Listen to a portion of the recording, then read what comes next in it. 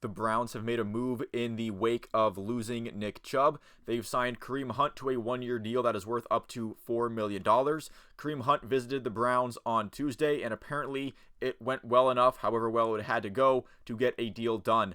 I'm a bit pleasantly surprised that this was even able to happen, as Hunt and the front office did seem to be on completely different wavelengths last year. You had last offseason where Kareem went up to the front office for an extension. That was denied. Then he asked for a trade request, which was also denied. Perhaps Kareem Hunt still being available on free agency kind of let him know that he might not have been as sought after as he anticipated. And for the Browns, obviously they lost their bell cow running back in Nick Chubb, so they definitely needed to at least get someone to fill out the depth chart. And according to Mary Kay Cabot, he's expected to begin at least as a bit of a depth option, with Jerome Ford still expected to be the top of the depth chart running back, still, again, at least for the time being. And last season, it did look like he was slowing down a little bit. He kind of looked a step slower than he had in years past. Maybe it was just because he was playing discouraged with his situation with the Browns not really working out.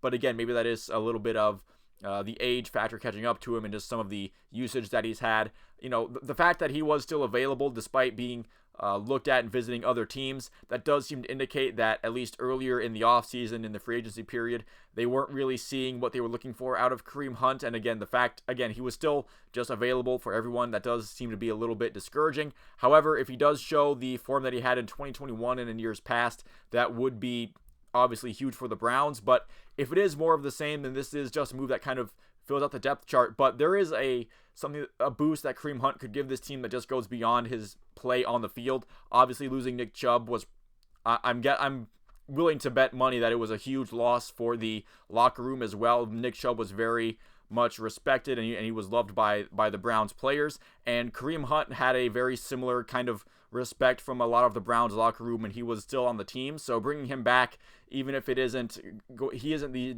dynamic running back that he was maybe in 2020 or 2021, I do feel like that will at least bring a morale boost to the locker room. And I feel like even if he did lose a step or two in this past year, he can still be a decent backup option or a third down threat for his receiving abilities. It's not like Kareem Hunt is a completely terrible option. Either way, Kareem Hunt isn't a one-for-one replacement for Nick Chubb. Nothing can be.